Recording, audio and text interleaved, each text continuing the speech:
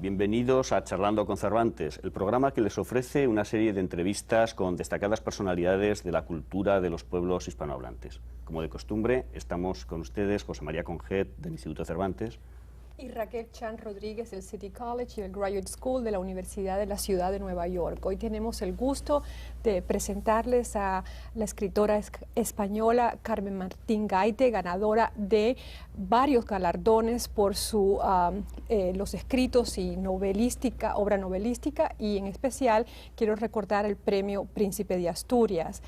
Bienvenida, Carmen, a nuestro programa, y quisiera comenzar con una pregunta de tipo general. La obra novelística suya ha sido caracterizada como una obra en la cual el diálogo es una de las modalidades más prevalentes. Quisiera, y estoy pensando en especial en Retahílas y en El cuarto de atrás, ¿por qué esa predilección suya por el diálogo? ¿Qué refleja esto sobre su visión de la comunicación entre los individuos y entre los individuos y la sociedad? Bueno, yo pienso que en general los seres humanos, y más en la época actual, estamos siempre buscando un interlocutor, siempre estamos buscando a alguien a quien contar nuestras cosas o que nos cuenten. Es decir, hay una sed de hablar y de escuchar mal repartida por el mundo, de tal manera que no siempre que tú quieres hablar con alguien lo encuentras, ni siempre que alguien quiere hablar contigo te encuentra. La literatura ofrece una especie de sucedáneo a esa carencia, y naturalmente trato de describir ambientes más o menos gratos, ideales, donde la gente puede convertir la vida en el cuento de nunca acabar, que es otra de los títulos de mis libros. La búsqueda del interlocutor es el título de un ensayo bellísimo, precisamente. Sí, es que siempre pienso eso, que los personajes de mis novelas hablan mucho, porque están bastante sedientos de diálogo, y creo que eso hace llegar bastante mis argumentos a los demás. Quizás es una de las cosas en la que se siente todo el mundo reflejado, en ese deseo. Pero ese deseo de diálogo de los personajes, ¿lo ves tú como una característica, digamos, de la sociedad española en que se desenvuelven esos personajes, o como una ansiedad o sed de la persona humana moderna? Yo creo que es bastante general. Es más, diría que todavía en España encontramos más fácilmente a alguien que se enrolle, como decimos en España, es decir, que alguien que le des ocasión de hablar y hable, o al revés. Pienso que, por ejemplo, aquí en los Estados Unidos y también en Francia y en otros países que he visitado, en Italia menos, en Italia la gente es bastante charlatana también, y en Hispanoamérica también. Hay todavía más recelo frente al desconocido. Aquí hay un enorme recelo frente a la persona que te habla, porque no sabes muy bien, tiene una razón muy clara, que es que son ciudades peligrosas. Por ejemplo, Nueva York es una ciudad muy peligrosa, pero yo creo que el miedo cría miedo, y que si tenemos tanto miedo a los demás, pues llegará un momento en que estemos muy solos. Yo quiero hacerte mi primera pregunta referida a tus años de aprendizaje. Tú has dicho todo lo que debes, has dicho muchas veces lo que debes a los libros, por supuesto a tu formación académica en la Universidad de Salamanca, pero tú, que has hecho un culto de la amistad, en muchas ocasiones has mencionado lo importante que fueron las charlas, las conversaciones interminables con un grupo de amigos en tu época de estudiante, amigos de enorme categoría, muchos de ellos, Ignacio Aldecoa, Sánchez Ferlosio, con quien luego te casaste, y otros en Madrid como Benet, etcétera. ¿Puedes evocar lo que fue aquella época que para... Sí, podría evocar... Ha sido un poco, yo por ejemplo la he mitificado un poco, ¿no? Bueno, es una época muy... Yo tuve mucha suerte en pertenecer a un grupo de gente muy inteligente, que luego llegaron casi todos a ser escritores o gente de cine, como Bardén y Berlanga, que también eran más o menos del grupo mío, y también pintores, muchos interesantes. Pero entonces no éramos más que amigos, nadie sabía qué íbamos a ser. conocidos. Y había quizá poca ambición. En esa época no había tanta sed de llegar, de quemar etapas como ahora. Eso lo caracterizaría sobre todo por eso. Yo esa época la recuerdo como una época en que era tal nuestra afición por la literatura y por la charla, etcétera, que nos planteábamos, naturalmente, llegar a ser alguien, pero no con esa prisa con que las generaciones de ahora quieren quemar etapas. Y también otra de las características es que, parece raro, no había televisión.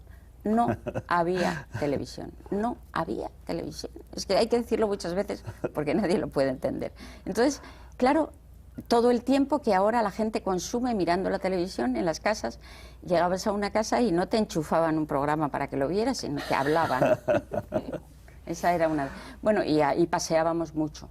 Era Madrid los años 50 cuando yo empecé a conocer en mi primera juventud a estos amigos de los que hablaste. Era una ciudad poco transitada, no había muchos coches, había bastantes bares, todo era...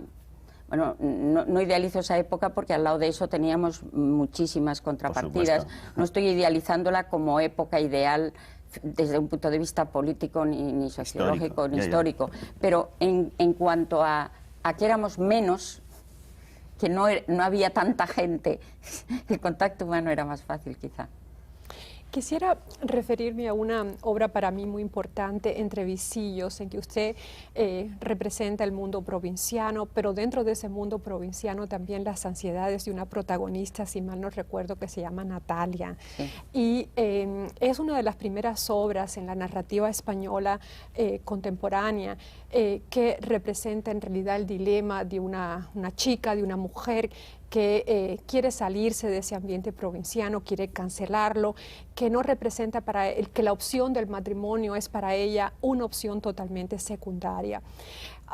Quería preguntarle, a la luz de todo lo que ha sucedido desde la publicación de esta novela hasta hoy día, en cuanto a la representación de la mujer en la narrativa, tanto española como hispanoamericana, ¿cómo ve usted hoy a Natalia? ¿Y qué me puede decir sobre ese intento de disolver las polaridades de género que veo en otras obras suyas? Y estoy pensando en la famosa obra en que hablan la tía y el sobrino. Sí, Retahílas. Retahílas, exactamente. Y que plantean una serie de interrogantes sobre el problema de las polaridades de género. O sea, masculino-femenino. Bueno, yo pienso que las chicas de provincias existen todavía. Es decir, la chica de provincias que ha sido educada para ser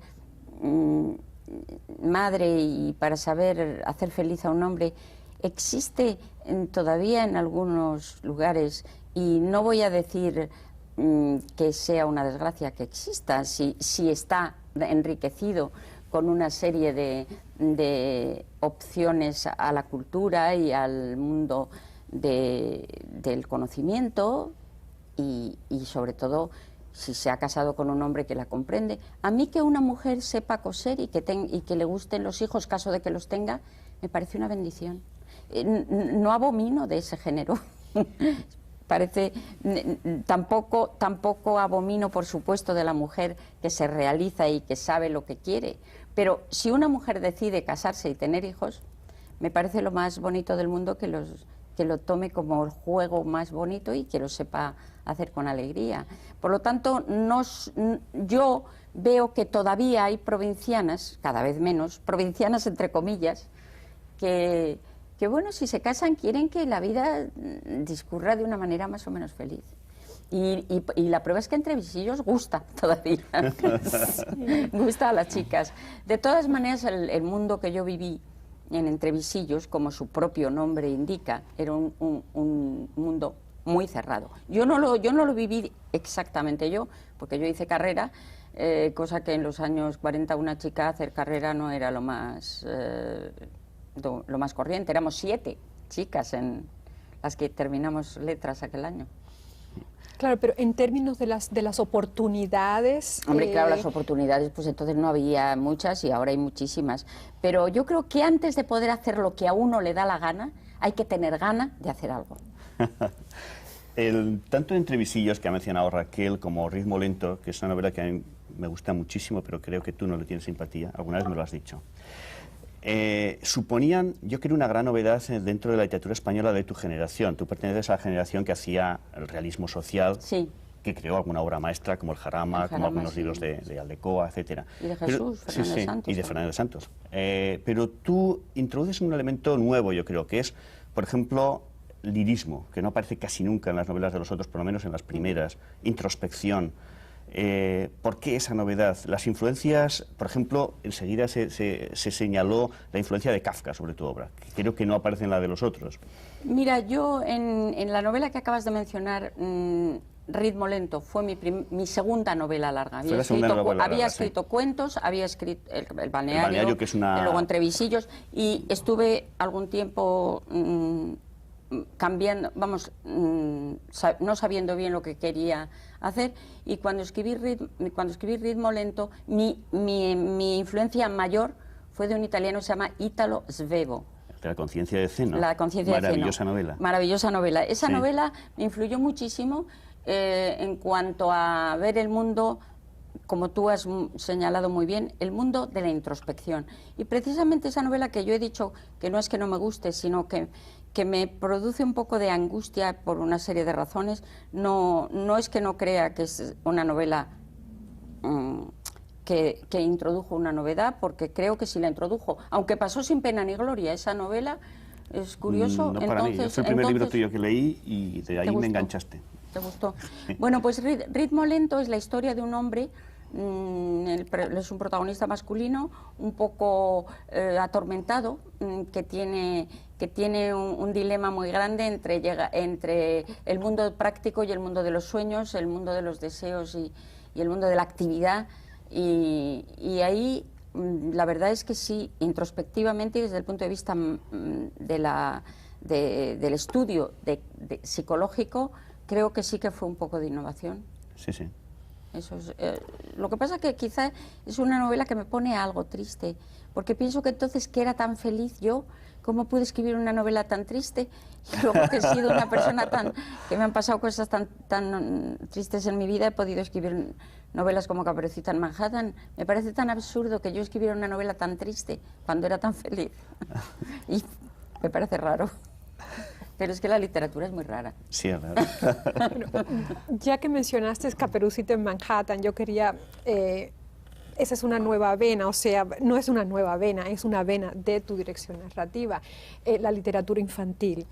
Entonces, pensando en Caperucita en Manhattan, en el señor Wolf, en la protagonista Miss Lunatic y la chica que cruza el Central Park, Sarah Allison, ¿cuál es tu aporte, tu innovación sobre el cuento infantil original en que está basada Caperucita en Manhattan? Uno. Y la segunda parte de la pregunta es, ¿por qué dices que esta literatura infantil debe ser también para los adultos o puede gustarle también a los adultos? Es que es una novela. Caperucita en Manhattan para mí es una novela. Es una novela porque la niña es la Natalia de Entre visillos, es la misma niña. Es decir, es la niña que desea escapar de un ambiente opresivo hacia un mundo de libertad. Y ese es un personaje que aparece muchísimo en toda mi producción de novela y que no lo he inventado yo. Es decir, la mujer oprimida por un ambiente cerrado está desde Vetusta de la Regenta hasta, bueno, nos podemos remontar a los godos. Pero, por ejemplo, en Clarín, que es un autor que a mí también, aunque yo no lo note, pero me tiene que haber influido por lo mucho que me gustó a mí La Regenta. Que, por cierto, yo leí La Regenta teniendo 14 años, que solían decir que era una novela muy fuerte, pero como mi padre era muy permisivo, me la dejó leer y me pareció maravillosa La Regenta. Y siempre he tenido esa idea, porque cuando la protagonista de Clarín cuenta... Ana Ozores cuenta su infancia, cuenta ella los recuerdos que tiene, aquellas fantasías que tenía de niña. Eso es lo que está en el fondo de Caperucita de Sarah Allen. Sarah Allen es una niña que vive en Brooklyn y está desde que es pequeña deseando ir ella sola a Manhattan a llevarle una tarta a su abuela que vive al norte de Manhattan. Le parece una aventura, pero es que da igual que esté lejos o cerca. Ella quiere salir de una casa más bien modesta y aburrida, donde los padres no le parecen seres muy divertidos. En cambio, su abuela le pareció un ser fascinante porque ha sido cantante de jazz. Es que es una abuela muy rara. Lo que me llama la atención es que en Caperucita, bueno, todo termina bien, ¿no? Hombre, entonces no sabemos si termina tan bien. Queda un final abierto. Eso sí, es un final abierto, pero mi impresión es que, bueno, que hay un futuro promisorio para Sara. Entonces, sobre todo para la abuela. Y la abuela también. Ahora, entonces, una cosita. ¿Ese futuro promisorio lo ves tú en el mundo moderno para las mujeres? No lo veo en el mundo moderno. La niña se tira por un precipicio y luego cada uno que ahí lea lo que quiera. Pero la niña, cuando se mete por ese canal o subterráneo que no sabemos a dónde le lleva, puede ser promisorio o puede no ser promisorio. A mí no me gusta explicar los finales, pero yo pienso que es un final abierto. Una cuña yo, ahora que has hablado de literatura infantil, a mi hija yo le enseñé a leer y el segundo libro que leyó, yo lo leí con ella, fue El Castillo de las Tres Murallas. Siempre se acuerda que es un libro tuyo. El Castillo de las Tres Murallas, sí. Bueno, ese sí puede ser más fantástico. Hombre, Caperucita en Manhattan es un libro fantástico porque el personaje más importante, que es Miss Lunatic, que vive dentro de la Estatua de la Libertad y se descuelga y sale por todo Manhattan predicando la libertad, ese es un personaje naturalmente de pura fantasía. Pero es que en El Castillo de las Tres Murallas, que mencionas tú, todo es fantástico. Sí. Es decir, eso sí que es una novela realmente fantástica. Pero también le gusta a los adultos, aunque es para niños. ¿A mí me gustó? Tú es que eres un forofo. Oye, antes has hablado del cuento de nunca acabar, que es un análisis del arte de contar historias, al mismo tiempo es una declaración de amor al oficio de escritor, de novelista o de contador de cuentos. A mí me sorprende que quien haya escrito ese libro en algún momento estuviera cansada de escribir novelas, porque tuvo un momento en que dijiste que tenías fatiga del cuento y de la novela y te pasaste a la historia, al ensayo histórico. Los usos amorosos del 18 ¿sabes español. lo que pasa? Te voy a explicar lo que ocurrió en España esos años y de paso hacemos así un poco de repaso histórico. En los años 60, en los albores de los 60, justo cuando yo acababa de publicar la novela que tú mencionas, Ritmo Lento. Es el 61, ¿no? Sí, 62. Entre el 62 y los principios del 70, en España hay una avalancha del boom, lo que se llamó el boom hispanoamericano. La invasión que hubo en España, y concretamente en Madrid, hay un refrán que dice o calvo o con 3 pelucas. Es decir, o no leemos nada de una cosa o durante una temporada no se lee más que eso. Entonces los escritores hispanoamericanos a mí me dicen, ¿a ti te gustan los escritores hispanoamericanos? Y yo digo, hombre, me pasa como con los niños, unos me gustan y otros me parecen un horror y pesadísimos y unos hijos de Satanás. O sea que no. Entonces, allí todo lo que venía ya de Hispanoamérica, fuera lo que fuera, era moda. Fue una cosa que empezó con mucha razón con escritores de tanta categoría que ya no hay ni que nombrarlos, como pueden ser García Márquez, que se descubrió por esos años, Vargas Llosa, etcétera, etcétera. Pero es que era todo, es que ya los que habíamos empezado a hacer pinitos hasta ese tiempo, es que nos quedamos, de verdad te lo digo, te lo puede contar cualquiera, fue algo, solo se publicaba, en cambio ahora no pasa eso, por desgracia, porque ahora hay muchísimos hispanoamericanos muy buenos. Va por modas y ahí esos años fueron el boom. Eso no se ha estudiado mucho. Yo no sé por qué razón empecé a pensar que, bueno, pues ellos escribían así, pero yo también escribíamos de otra manera y otras cosas.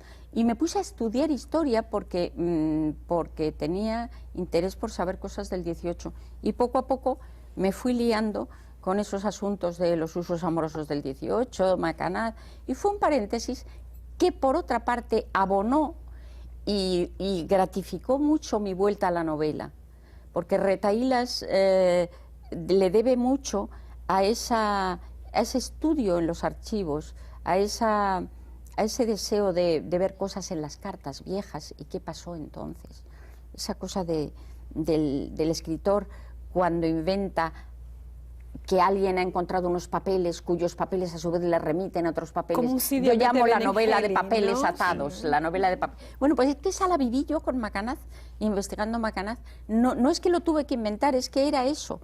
Entrar en un archivo es algo muy fascinante y que te puedes quedar allí si quieres, si no haces otra cosa. Me salí a tiempo, estuve 10 años con ese vicio y luego volví al mío. En seguimiento de la mención que has hecho de los usos amorosos del siglo XVIII en España, también has trabajado sobre los usos amorosos de España en el periodo de posguerra. Sí.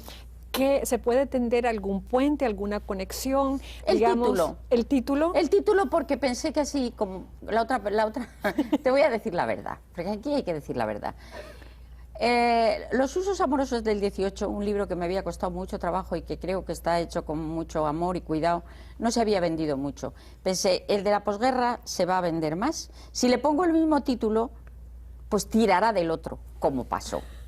Entonces, porque al otro le podía haber puesto otro título, pero dije, bueno, si ya le pongo también usos amorosos de la posguerra, los que se hayan olvidado del otro libro, y efectivamente fui muy lista porque es lo que pasó. ¿Coincidencias en los usos amorosos? No, ¿Divergencias? no hay coincidencia ninguna, es otro tipo de cosa, pero bueno, sí, habla un poco de...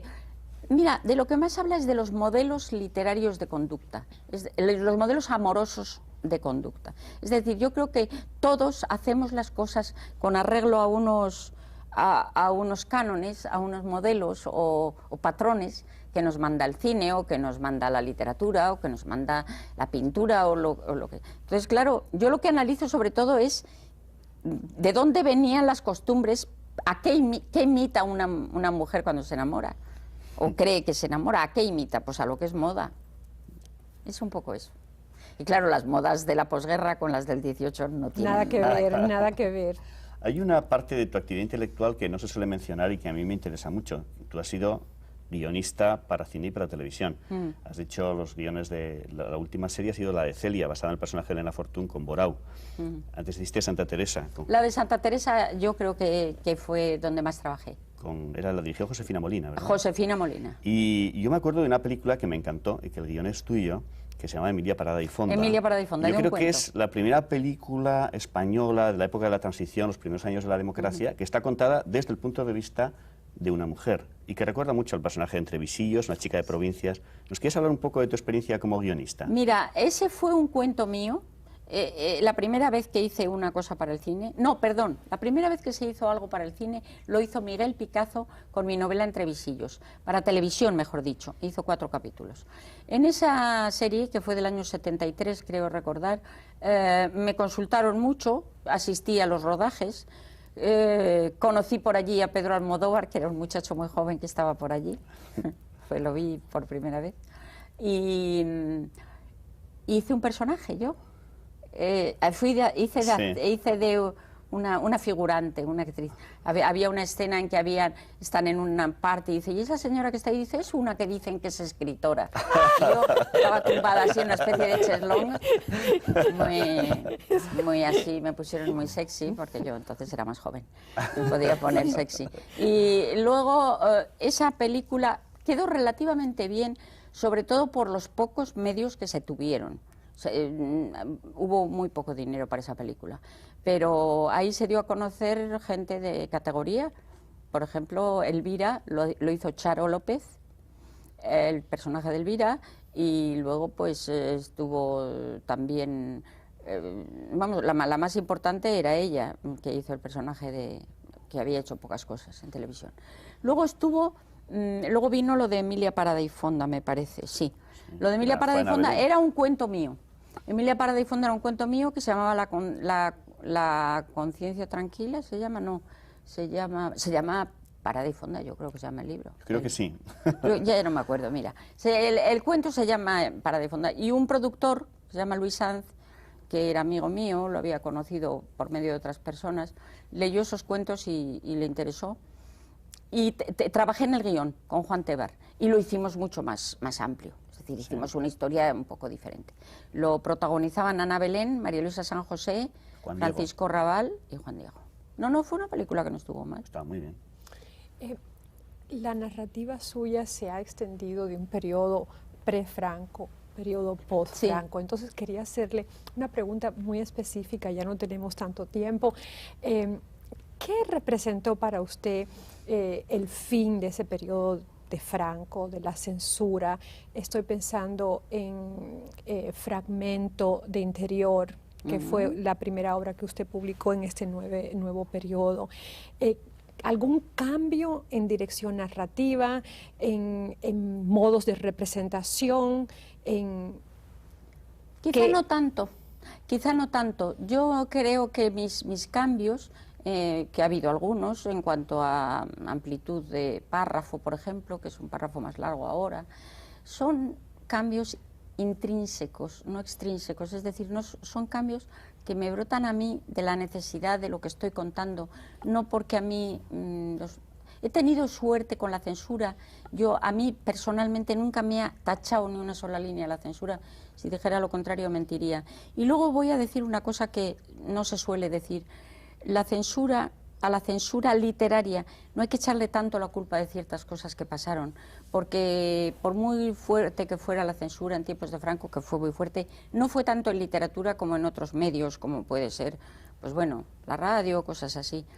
Pero sí lo hubo, pero los mejores autores españoles del siglo de oro trabajaron en cárceles y estaba la Inquisición encima y salió el Quijote. O sea, que no le echen la culpa, por favor, de escribir mal a la censura. Nos queda muy poco tiempo. A ver, nos queda para una sola pregunta, la última.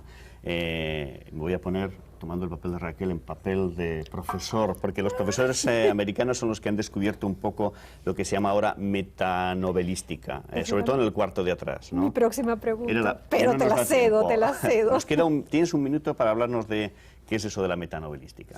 Pues yo no sabía lo que era cuando escribí El cuarto de atrás. No había oído jamás hablar de metalenguaje, ni metanovela, ni metanada. Pero resulta que ahora veo que sin querer di con el dedo en la diana de la metanovela, porque es que me han hecho tal cantidad de tesis doctorales sobre El cuarto de atrás, hablando de la metanovela, que creo que es muy metanovela. Para mí lo único que trataba era de contar una historia en una noche y que de pronto, al mismo tiempo, se hablara de lo que estaba escribiendo. Nos tenemos que despedir. Lo siento mucho. Yo también. Yo también lo siento mucho. Muchas gracias, doña Carmen, por acompañarnos. Y a ustedes esperamos que estén de nuevo charlando con Cervantes en nuestro próximo programa. Hasta entonces. Buenos días. Y recuerden, los libros no muerden.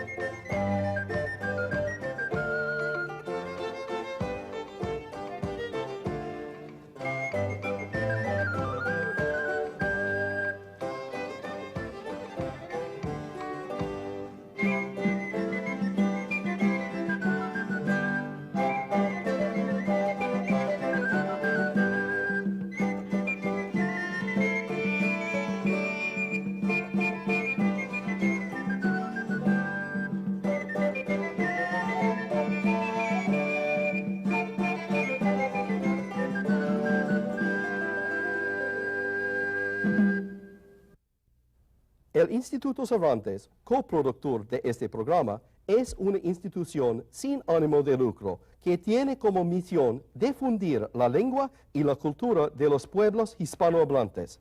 Les invitamos a visitar su biblioteca, que está abierta de lunes a viernes desde las 10:30 a las 5:30. Para más información, llamar al 212-689-4232.